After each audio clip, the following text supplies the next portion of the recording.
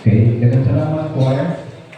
O may punta ka atong tanan, may suot. Okay, praise God. Mag-scripture reading kita sa atong patungkuranan sa atong pagtuon. James chapter 1 verses 13 to 18. No, morning verses na atong pagatunan karon. James chapter 1 verse 13 to 18. Okay? All together, ang iyong mga tanan nga magtindog, okay na sa inyo, no? Magatindog kita sa magabasa kita ng bahay sa kasulatan. Okay, all together, starting verse 13, ready, start. Let no man say when he is tempted, I am tempted of God. For God cannot be tempted with evil, neither tempteth he any man. But every man is tempted when he is drawn away of his own lust and enticed. Then when lust hath conceived, it bringeth forth sin. And sin, when it is finished, bringeth forth death. Do not err, my beloved brethren. Every good gift and every perfect gift is from above, and coming down from the Father of lights, with whom is no variableness, neither shadow of turning. Of his own will begat he us, with the word of truth, that we should be a kind of first fruits of his creatures. Mag-pray ta. Ginoo Diyos, salamat Ginoo sa imong mga pulong, kung sa magatuon kami ng bahin sa kasulatan. Kung sa man ang mga mensahe nga hinalin ni nga buot nimo ipaabot sa imong mga katawhan. Nagaampo kami nga imo kaming lagdagan, ang una-una, ang kasing-kasing, aron ang mga kamatuoran nga nahitnon, mahimayaon. Kini madawat ug mo kini ang lugiya sa matag adlaw sa among kinabuhi. Kami nagapalugyan Lord God nga imong Espiritu Santo, siya magapuno, magalamdag kanamo sa mga kamatuoran. In Jesus' name we pray. Amen. Okay, salamat. Magabalik kamo sa paglingkod. So, review na tayo sa kadalik sa mga natuntanan sa miyagi, no? Nga nagatuon kita may tungod sa pagsulay sa kinabuhi. Doon naging pagsulay. Naman kita nagtuo sa Jesus Christ na atong Savior, natin po'y problema, no? Na mga challenges. Pero, gusto sa Ginoo nga makahibalo kita sa mga sa katuyuan or purpose meaning, no? That's why sa Bible nga kinahanglan sakto atong pagtanaw sa mga pagsulay.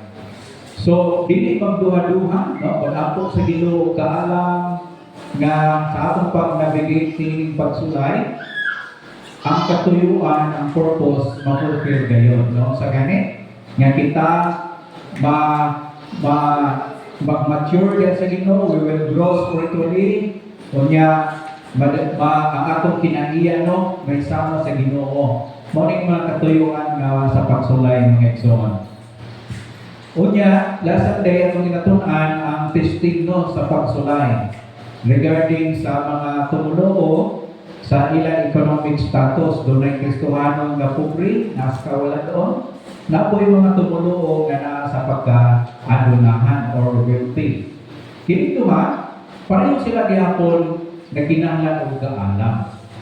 Aron nga makanavigate sila sa ilang kinabuhi in whatever status sa kinabuhi economically, makapadayon ka sa pagpagamit sa Ginoo, magamit ka sa buhaton sa Ginoo in whatever economic situation nga naa ka nato. So ikinahanglan nato ang wisdom that comes from God. O ang usa ka pinakapunto nato sa miagi nga pagtuon, aron kita nga malig-on and we can overcome any trials. Ang di pa kasabot ka natin ni James, no, labi na sa chapter verse 12, nga kita na Christian, unahon na kita na opportunity kini nga makaangkon kita o ground or reward, no? So muna gusto sa Ginoo nga ayuhon nato pag-atubang, pagdala, no? Kining pagsulay kay makabenepisyo kita nini. O imo po ni James mga igsoon nga Sa panahon ng pagsulay, aron nga maayo ang ato nga pag-navigate din diana, kinahanglan ayuhon nato atong gugma sa Dios. Okay? Kay test man sab na siya di ay sa atong gugma diha sa Ginoo. So the stronger, no, our love for God, mao nang makapahimo kanato nga overcomer sa gitawag nga pagsulay sa kinabuhi. Sa ato nga pagtuon karon mga igsoon, pag-auluhan ng atong mensahe, to birth, to destinies, no? Duha ka kaanak, no? O duha po ang destinasyon. Revision gihapon ni mga igsoon sa pagsulay. Napagihapon ta sa pagsulay. Sa verse 1 up to verse 12, ang ginisgutan dito ng pagsulay mga igsoon, about kini sa kanto sa external aspect, no? Karon, ang atong pagatunan nga pagsulay about kini sa internal aspect nga gikan mismo sa sulod nato. Okay? O morning word mga igsoon nga temptation. Okay? So kini kay pagsulay nga atong ginaatubang, no? Kung dili ni nato ma-handle o maayo ang pagsulay, pwede din nga makasalata. Ako na karon ng atong pagatunan. Kung ata sa pagsulay ng hekso, na tendency kung di na ito ma-handle maayo, makasalata. Kung ang tendency nini, mabasulan pa na ito ang Diyos. Ganun na tayo pagsulay. No? So, dili sa atong pag-study karon atong matunan nga kini yung temptation. Yes, per se, dili siya sala. Pero kung mugibin kita, no? Mao na nga makasala kita, o mao na karon ang dili maayo. Kung mahulog kita sa pagkakasala in the midst of trials, no? So, ino din hindi tapaglangay, no? Verse 13. Let no man say when he is tempted, I am tempted of God, no? For God cannot be tempted with evil, neither tempted He any man. No? Kung kita daw tubang meaning temptation or trials, no? Ayaw na nagkikita ka sa Diyos. So, ang word na mga binhing mga igsoon nga tempt, no? Sa Greek, sa original, gitawag kini nga perizzo, no? Usa kini ka testing. Okay? To prove quality or strengthen character. Mao na siya ang testing. Now, ang word nga tempting, no? This is to entice towards sin or moral failure. Okay? So, makita nato din that James made a sharp distinction. While God may test a person's faith, mauman to sa verse 2, He never tempts a person to do evil. Okay?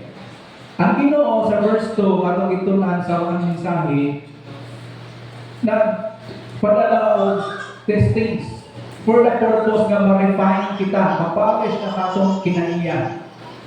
Okay? Para sa atong kaayuhan. But God never tempt us, no, to do evil or to commit sin, no? So, muna yung mensahe din hindi nga verse mga igsoon. God cannot be tempted with evil. Di ba muna din sa verse? Because God is perfectly holy. There is nothing in Him that responds to evil. God has no hope for sin to catch on to, no? Kaya mo nga ito ma-learn about God because He is inherently good. He cannot act against His own nature by soliciting others to do evil. So kung nag-atubang kita sa pagsulay, na ay mga trials, ikot sa pulong sa Ginoo, uy, ayaw kayo na nagitintal ka sa Diyos, aron ka makasala. Na ang temptation, yes. Pero ayaw daw, yun hindi, ayaw kayo na nagita sa Diyos, nga sa liin, gusto sa Ginoo, nga makabuhat ka o sala or mga butang na din maayo. So James is addressing a specific human tendency. Kini kita wag the blame shift. Magbasol kita sa uban, no? By claiming, kung mayroon kita, God tempted me. No? Itintal ko sa Diyos. So a person is essentially saying, I am not responsible for my actions. My Creator is. Ang akong magbuhat siya yung danhanin. So James shuts this down by placing the responsibility squarely to human lust, L-U-S-T, human lust, desire. Okay? Makita ni nato sa following verse. So, ang atong ma-learn mo ni nga verse. This verse preserves the sovereignty of God without making Him the author of sin. It teaches that while God is in control of the testing environment, the impulse to move from being tested to sinning comes from within the human heart. No? So, ang Ginoo nag-allow siya sa testing, trials, no, abot. Pero, kung nanay intention karon gikan kanimo nga magbuhat og sala, ang ingon sa verse, dili na gikan iya sa Ginoo. Okay? Padayon ta sa verse 14. But every man is tempted when he is drawn away of his own lust and enticed. Matinta ang tao, kabuhat daw siya sala kung unsa ko no, is drawn away by his own lust and enticed. Kining word din yung exon nga drawn away, no? This word was used in hunting to describe a predator being lured out of its protective cover, or parehas sa isda, no, being pulled out from under a rock. It suggests being coaxed into a vulnerable position, no? Drawn away. So gikan sa iya nga safety ang isda, no? Mapagawas siya. Gikan sa iyang safety, mahimo siyang vulnerable.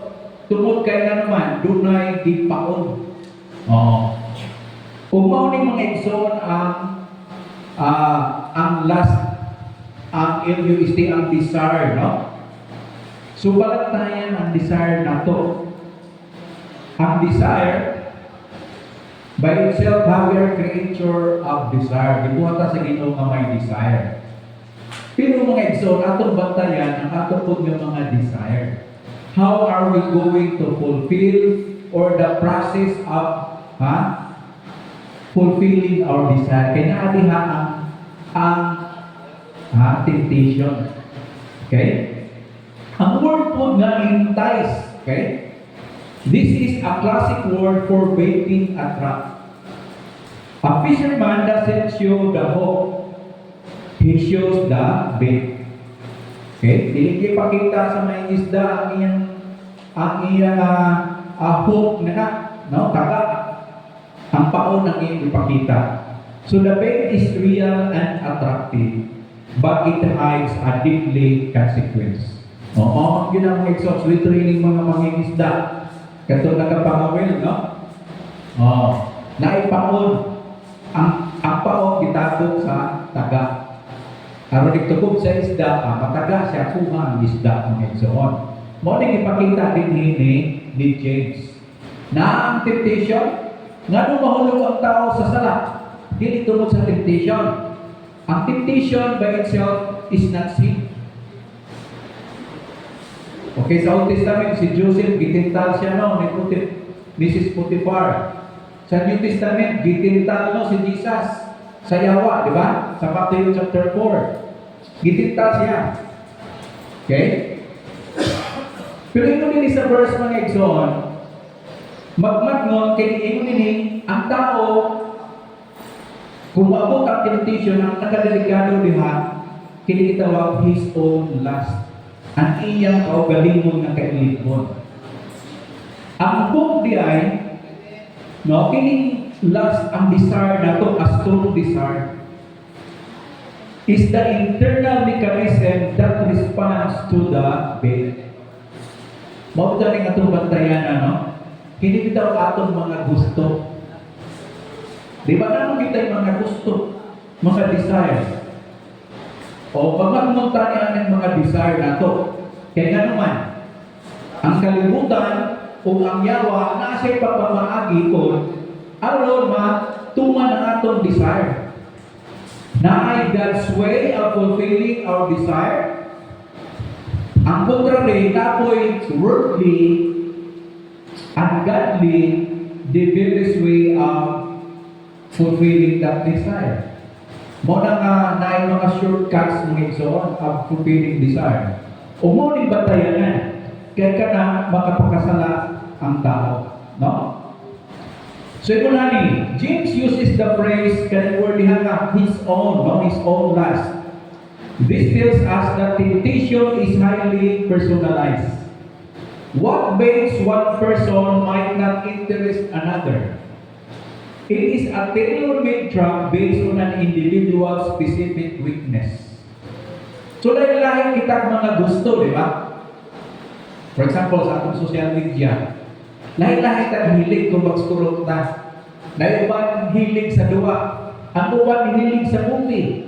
Ang uban hilig sa pananon. Ang uban hilig. Lahi-lahi hilig mga igsoon. Okay?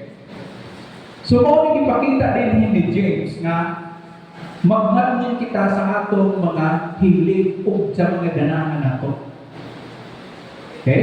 Kay na ay mga lure na gamiton ang kaaway aron kita makasala. So James assert that while the world or the devil may provide the way, it is our own internal desire that make the bait effective. What makes a paol na very, very effective? Tungkol kay kanang paol, gidesign siya unsay ganahan nimo. No? So, di ba mga fishermen, lahi-lahi ang ilang mga paol sa mga klase sa isda, depende sa klase sa isda. Lahi-lahi lang paol. Mao po ni mga igsoon sa atong kinabuhi. Natay lahi-lahi na mga gusto, mga desire. No? Pero yung diri mga igsoon na ang kalibutan, ang yawa, di kan have a connivance nga pinaagi nga ang desire paunan ka aron nga ikaw mukagat niya ng paon upang mahulog ka sa ilang trap. No? Mao ipakita din ni mga igsoon. So ang sala na siya ay process unsa man a desire that exists within us. Nagsugod sa desire. So Lord, an external object or a situation triggers that desire. Muna ni siya ang paon, no? Nakay desire, ang kalaban, nasa ipakita ka paon nga ganahan ka. And then, ang may tapong sunod, we allow ourselves to be drawn away. From logic and toward that desire. Okay? So, gikan sa ganahan ko anak. Sunod, pagkaman ang yawa na siya taon. O hantod nga magawas ka sa imong safety, sa imong comfort. Nanging vulnerable na ka kay ningadto ka dito. Ang sunod mga igsoon, kinitawag entrapment. No? Katong paon, imo nang gituko. Mao na nga, nahulog na sa sala mga igsoon. So, na proseso, pero kanitanan, no? Nagsugod kini atong mga desire, bantayanan. Ang ikaduha nga mahimdan atong bantayanan, kung nakita desire, unsa may atong sundon nga pamaagi, aron maangkon nato atong desire. Ang iya ba sa Dios nga pamaagi o ang iya sa kalibutanon yawan nga pamaagi? Dili mga igsoon kinahanglan sa tao ang wisdom, no? Kinahanglan itong wisdom kaya nagatubang kita ni pagsulay ang temptation nga nag-aabot, no? Kung sa ingon sa sulod nga verse, iyon din but every man, verse 14 and 15, but every man is tempted when he is drawn away of his own lust and enticed. Then when lust hath conceived, it bringeth forth sin. And sin, when it is finished, bring it forth death. Gipakita din yung mga exo ni James, no? Nga di ay, kining desire, kung dili mabantayan, makasalat lagi yunta. No? Mudakat siya buhat sa sala o ang resulta, kamatayon.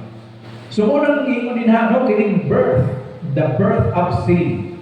This is ang word na gigamit, conceive, di ba? Sa verse, conceive. This is a medical, biological term for pregnancy. Conception. It implies that when a human will mates with a forbidden desire, now, ano yung desire na forbidden or lust? Something new is created internally. So, magsugod din sa conception, mga igsoon. Kano sa conception nagkakahitabo? Kung ang atong desire, mao ang forbidden desire. Ginabawal ba? Meaning, dili pagbuot sa Diyos. No? Naghimo kita desire na dili iya sa Ginoo. Ato-ato lang na desire, mga igsoon. Ug ingon diha sa verse, this bring it forth, no? This refers to the act of giving birth. Once the internal process is complete, no, it manifests as an outward action. So, morning ngayon, nagsugod sa conception, una-una, no? Gi-concept sa imong una-una. Dili maayo mabuhaton, pero imong giuna-una mabuhaton. Kung sa kung mo follow niya na, this will bring forth, mabuhat yun. Makabuhat kang sala. Oo. So, ang sala na yung mga igsoon, na siya'y sinugdanan. Nagsugod siya sa conception in the mind. When we desire nga dili God's will. Mga mga igsoon niya, yes, we are creature of desire. Pero kung ang atong pamaagi sa pag-fulfill sa desire, shortcut nga pamaagi, dili pagbuot sa Diyos. So ang atong gi-entertain kung sa ganit, kanang mga buhat nga dili maayo, buhat nga makasalakta, mo nag-ingon din yung mga igsoon, this will bring forth sin. Okay? Kung sa sumpay, when it is finished, kung nahimo na ang sala, when it is finished, this means brought to completion, no? Or fully grown ang sala. It suggests mga igsoon that sin is not static, it has a growth cycle. Conception, birth, unya, ang resulta mga igsoon, mubunga siya, resulta kamatayon. Now, ang diskutan nila ng kamatayon, dili ni siya, although generally, kung ganang teaching sa Bible, no, na may gitawag eternal death. Nga salat sa tao, o resulta mapaniterno.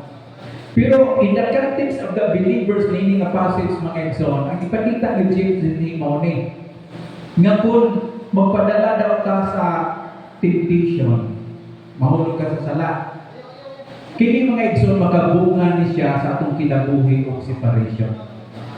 Broken relationship. Pwede ka nga mawala ang trabaho. Pwede ka nga unsa man mawala ni anak na lugar tungod kay nakabuhat kang sala. Okay? Mawala ka sa grupo tungod kay nakabuhat kang sala. Muna ang consequence mga igsoon, separation, death. So yun sa pulong sa Ginoo, mao ni ang resulta sa tao na nagpadala sa temptation. So yun natin, no? Temptation itself is not sin. Kung ginatintal ka, di na siya sala. It is only when the mind embraces the desire that the pregnancy of sin begins. No? So again, mga igsoon, kumusta ang atong mga pagsulbar sa atong mga problema? No? Naakay problema. For example, pagsulay mo yun kung naka sa kawalan-on, pobre. Hindi ka kung naman saan magyudahan na makalingkawas ko sa akong pagkapobre. Maayo siguro, mangawat ko, manghold up ko, mangkidnap ko, mag-scam ko. O, iya ko na sa Ginoo, dili. So, gikan sa pagsulay, wala ta magmatngon, nag-entertain ta, nagkansip pa muna nga, aron di ay nga, masulbang may akong problema. Kinahanglan di ay nga manglimbong, mangawat, mangkidnap ko. Or another solution, yung aapil ko, kuwan, sugal, kay baka solusyon ni sa akong problema sa kawalan doon. O, mamutanan na punta, mo ba ng pamaagi sa Ginoo? You see mga igsoon? Ang atong mga problema, kinahanglan atong i-process o maayo ang pagsumbar na ang pagbuot sa Diyos ang atong masunod. Dili ang mga dautan ng mga buhat, ang shortcut, aron masumbar ang atong problem. You see mga igsoon, mo nang ipakita ni James kanato, no? Nga kinahanglan kita ng mga katawhan sa Ginoo in the midst of trials in life, be it temptation, na kita kabalo mga igsoon mo handle sa mga siya. Ingon ni James argued that if you allow the pregnancy to continue, the birth is inevitable. You cannot harbor the desire and expect not to be eventually act on it. Kaya tanan nga mga nabuhat, nagsugod sa huna-huna. Kung ang atong gihuna-huna, nakauna-huna kang dautan, murubungan ni siya mga igsoon o buhat sa mga dautan.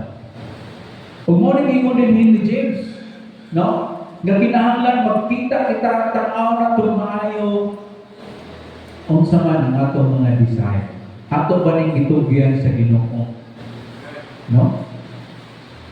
Mo ni mga igsoon as Christians, no? Naalagin kita sa mga pagsulay, pero dili isa yun ang pagkinabuhi.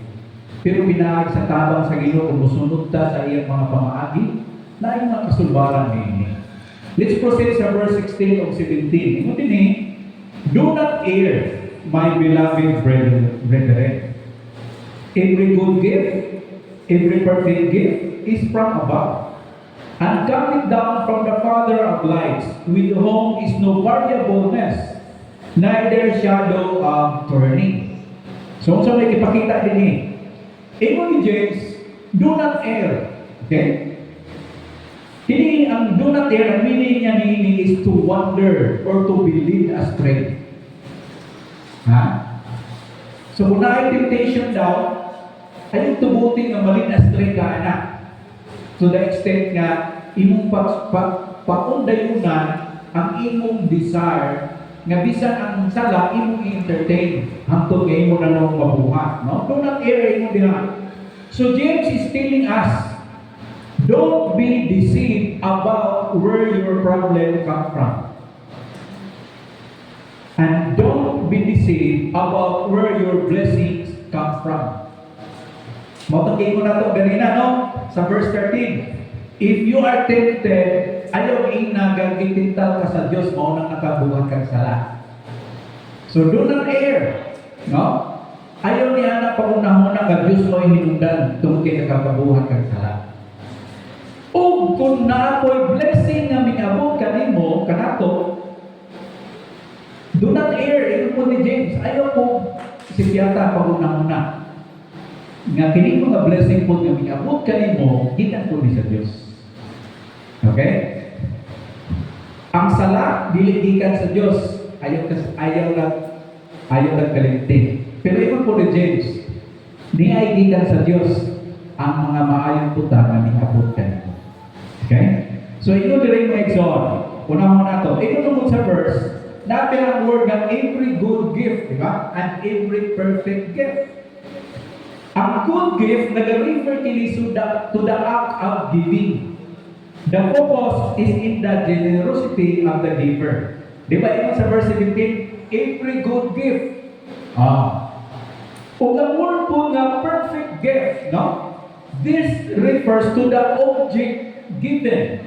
The focus is on the quality of the result. So kini duha, good gift, perfect gift, together they imply that both the intent And the outcome of God's actions are flawless. Meaning, sa atong kinabuhi, doon ay mga grasya nga abot mga igsoon. Ikaw ni James, kanang nag-abot ka nato, mga gasa sa Ginoo nga mga maayo, di ka na sa Diyos. Okay? Maayo yun ang Ginoo. And God is flawless, no? Perfect. Ang iyang paghahatag ka nato, tingin mga igsoon. Ang mga natama sa ato ng mga blessing. Okay mo din sa verse, this comes from the Father of lights. Ang Diyos daw siya amahan sa mga kahayag. Unsa man eh? This is a unique, no? A unique title for God, mga igsoon. In the first century, lights referred to the celestial bodies. Ang adlaw, ang bulan, no, mga bituon, mo ng lights nila may pagsabot sa lights. Pero unlike the sun, kung sa manindi ay, that since or the moon that has phases, i-contrast, God does not change, mga igsoon. Ang Ginoo wala siya nagapaksa. Okay? Ang lights, okay? Ang moon, di ba, na siya phases, first quarter, second quarter, third quarter, fourth quarter, di ba? Mo ng full moon na. Nag-usap-usap ang lights. Pero ang ipakita ni James nga ni daw, ang atong Diyos, no, the Father of lights, He has no variableness. Mo ni kayo diha. Usa kini ka technical term used by ancient astronomer to describe the shifting position of the stars. Kung nag-usap man ang sun, ang moon, di ba ang sun, nag-sunrise sa east, hindi kahapon, to na siya sa west. Ang moon, nasa quarterly phases, pero ingon sa Bible, ingon ni James, ang Diyos, wala siya nag-usap-usap. So siya itong ma-learn. Since God is the Father of lights and there is no darkness or shadow in Him, it is impossible for Him to be the source of the dark, no? The temptation mentioned in verse 13. Okay? Imposible daw sa Ginoo magahimo siya evil. Tungod kay consistently ang Diyos good siya, no? Maayo ang Ginoo. So yung mga igsoon, if something is good, it came from God. Praise God na. If something leads to death, it came from the last mentioned in verse 14. Nga sa ito pa, ang mga blessing, ang mga maayong nag-abot sa imong kinabuhi, ingon sa Bible, ayaw yung si Tiyata, di ka na sa Ginoo. Because every good and perfect gift comes from above. Family, praise God. Trabaho, praise God. Promotion, praise God. Whatever blessing, spiritually, materially, praise God. Ingon sa Bible, every good and perfect gift comes from above. Pero aring istorya, ingon ni James, moabot na gani ang higayon nga nahulog ka sa sala, nagkatrubol ka, tungod na dili na gikan sa Dios, tungod na sa atong internal desire nga mi-entertain kita kung sala sa atong una-una nga nakabuhat kag sala nga nagresulta og kagugot, kasamo, kamatayon, separation sa mga relasyon, separation sa mga diha sa family o sa uban pa. So ito sa pulong sa Ginoo mga igsoon, every good gift comes from God. Perfect gift comes from God. No? Nindot ang Ginoo. Ang Ginoo ayaw basura sa mga limay mo nag-abot sa imong kinabuhi. Okay? Di ka na sa sulod. Mo na mga igsoon bitaw sa kung tanaw na itong story sa Garden of Eden ba, no? Ni Adan o ni Eva. Ingon sa Ginoo, iba, ang ikaw ka sa katong bunga nga akong gidili sa imo. Gipangutana po si Adan ang mga gipangutana, namin ka ang katong bunga sa pag gidili ko kanto. Ingon ni Adan, kanang kong babae, siya may nungdan, kanang nakapangko. Gipangutana kong babae, oy, ganun yung ikaw. Ingon pong babae, siya manggod ang kanang mananak, kanang has. No? Pero mga igsoon, ang ipakita din sa verse, naa sa inner desire ang problem. Kaya pag ingon sa yawa, sa pinagi sa serpente nga, mahimo kang Diyos. Ginadili sa Ginoo sa imo sa pagkaon sa maayo dautan nga prutas. Kay nga naman, kay mapalihang ka sa Ginoo. Kunya di na ka mapapay, mahimo na kag Diyos. So, ang ihimo sa yawa mga Edson, ang desire ni iba, no? Nga mag-desire siya, ang iyang desire mo contrary sa pagbuot sa Ginoo. No? That she desires so much of the fruit of good and evil mga Edson, mao nga iyang gikawon kadto mao ginadili. Mao sa kini kanato mga Edson, sa aton pagkahulog sa sala. Kasagaran ba yung maganda, tungkol mangod niya, tungkol sa sirkumstansya, tungkol sa akong mga kawalan, tungkol sa mga na. We always blame others and even we blame God. Di ba? Pero dili sa James, ipakita mga exoning ni James, kung nagkahitabo na nakabuhat ng sala, may resulta dili maayo. Kaya siyempre, wag mo yung maayo may tabok sa sala. Imo ni James, ayaw masula ang Diyos. Look at the desire of your heart. Ikaw mismo ginagusto na di mo. No? Bisan kintaon ka, kung wala ni mo na ginagusto, wala ka nagpadala diha sa paon, dili ka magabuhat o sala. Kaya ang sala, imo ni James, nagsugod na gina sa conception sa una-una. Ang forbidden, ang shortcut, mao'y gipili sa tao, mauna na nakabuhat siya o sala. So, muna mga igsoon, clear ba sa ito ang kinitin mga butanga, ang good gikan sa Diyos. Ang dautan, gikan sa inner desire of man. No? Tungkay natin dili maayo ng mga desire. Contrary to God's will. So, muna ngayon din no? Kini kitawag of His own will. Okay? Makontrast na nato sa verse 14. Ang verse 14, His own lust. Nadala ang tao sa sala tungkol sa iyang kaugalingong kailigbon. Pero din sa verse, okay? Sorry, dalit ako. Verse 18. Okay, basahan sa natin verse 18. Of His own will, begat He us with the word of truth, that we should be a kind of first fruit of His creatures. Notice the word of His own will. Okay? This contrast mga exalt sa verse 14, His own lust. So sin is born from human cravings. Our spiritual life, mga contrast, is born from God's deliberate, sovereign decision. It wasn't an accident or a reaction. It was His plan. Of His own will begat He us. Na born again ta. Di ba? Nakadawat ta sa Ginoo na born again ta. Ingon sa Bible, of God's own will. Mo ni siya example sa goodness of God ng Exon. Ang goodness sa Ginoo ipakita, for example, sa atong kaluwasan. Okay?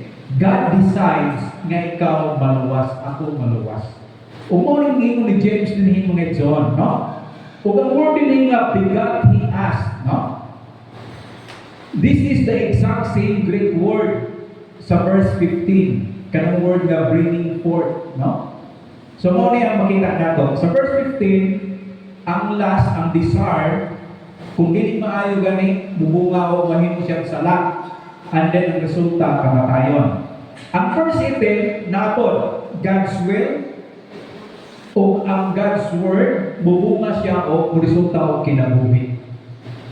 So, kini verse 18, example ni of the goodness of God. Now, ang verse 15, example ni siya sa atong will na contrary sa will of God. Ang mukontradik din ang tao mga igsoon sa will of God, mo resulta o sala. Namubuang sala, resulta niya na ang kamatayon. So, muna ang contrast ni duha mga igsoon. Kung imo din sa verse, the word of truth, pulong sa kamatuoran. So si James, he identifies the DNA of the new birth, in spiritual birth mga igsoon. Just as physical birth requires a seed, spiritual birth requires the word, the logos, no, o ng Greek niya, logos. In hermeneutics, may hermeneutics, no, the art of interpreting the Bible. This refers to the gospel, meaning word of truth, and meaning the gospel. The true message of Jesus Christ that acts as the catalyst for transformation.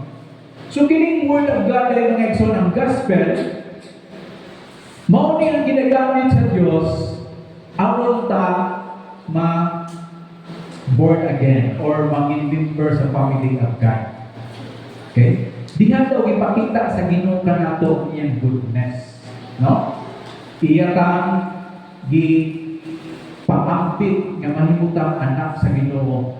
Mahimutang anak sa Dios samsang paagi by the word of truth, the gospel mga igsoon.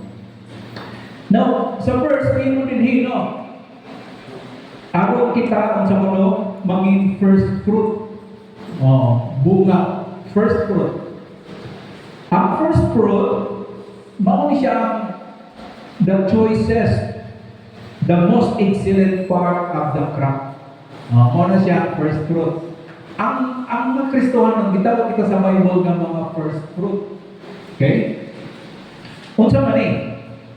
And offering the first fruits to God was a sign of trust that the rest of the harvest was coming. Kung yung sabdo sa Jewish context, di ba? Isugo mo naman Hudiyo na ang first fruit dalawang dito sa temple. Kung na sila, ang mga Hudiyo. Ang ilang first fruit dalawang sa temple. Kaya nagpasabot ka ng mga igsoon, nga kining bunga gikan sa Dios, and God will bring forth many fruits nga moabot. So mo na siya dalawang dito sa temple mga igsoon. Pero din sa verse, ang first fruit mga Christians kita daw.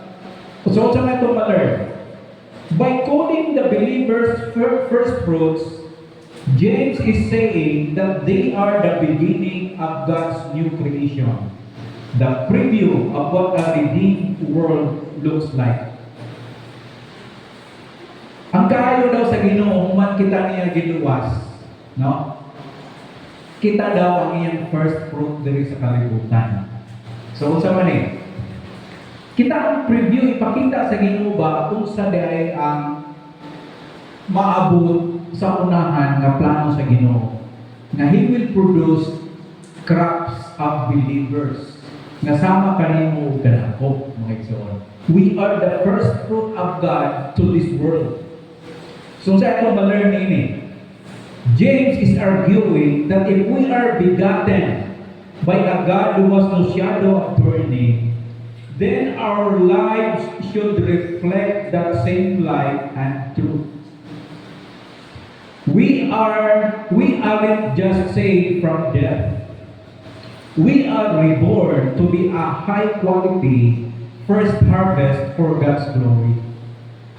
So kita din mga igsoon, giluwas ta sa Ginoo, ipakita niya diri sa kalibutan kung unsa dayon kanindot sa kinabuhi unya nga iyang giandam. Kaya kitawag kinabuhi nga Kristohano. Nasaan pa mga igsoon, gusto sa Ginoo nga mo reflekta sa kalibutan, isip mga anak niya.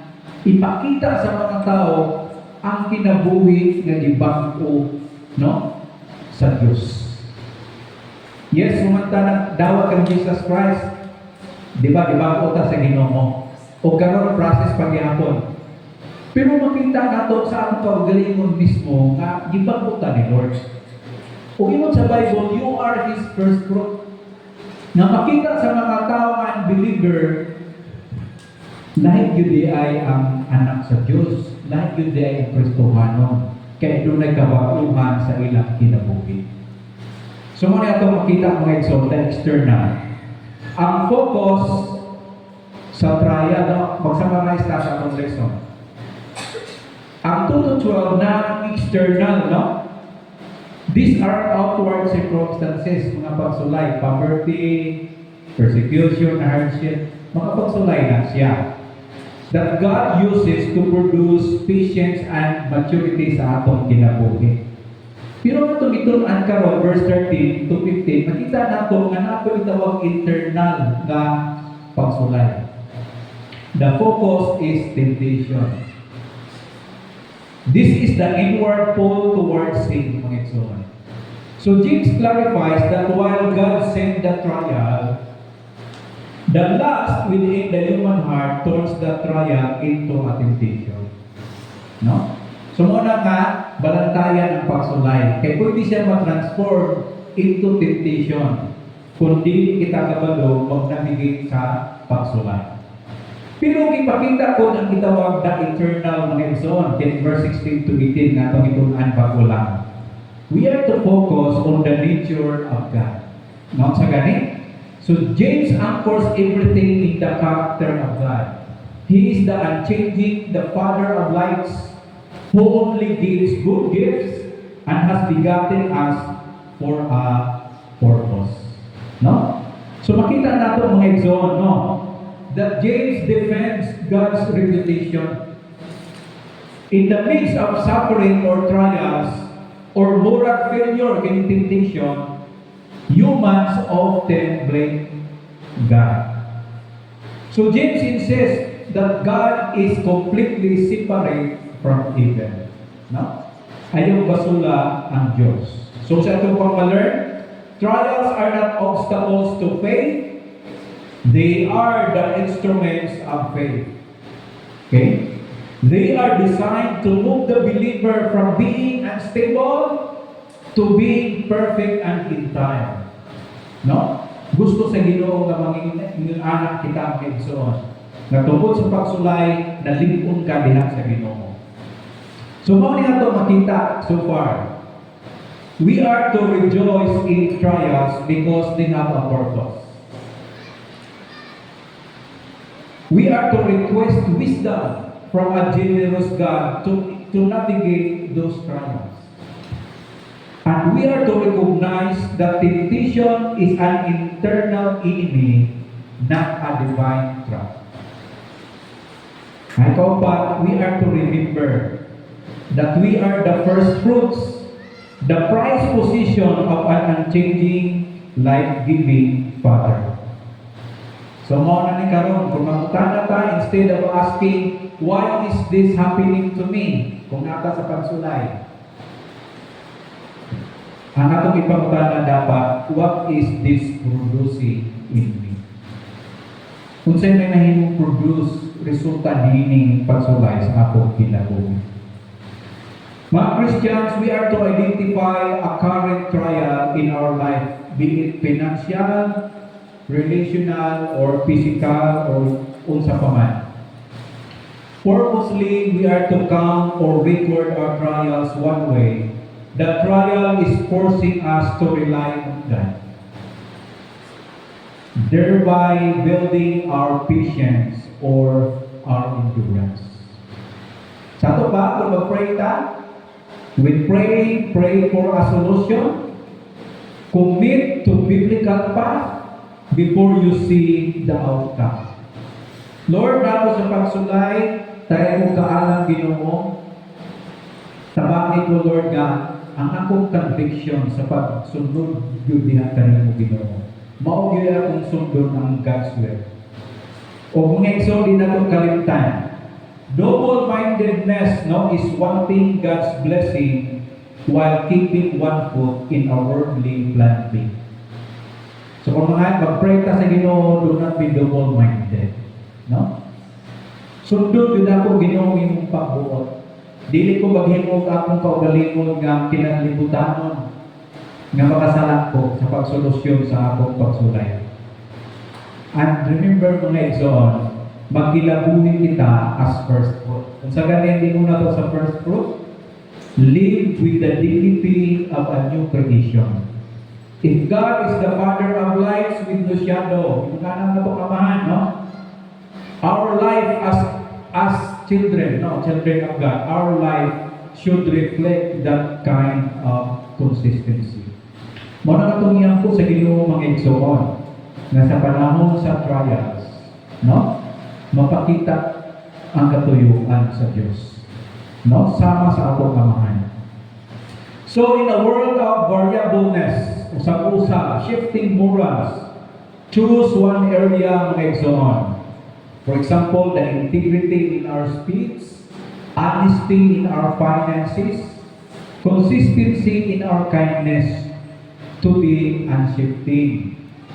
Treat your status as first fruit, as a goal to represent the character of the Father in our local community.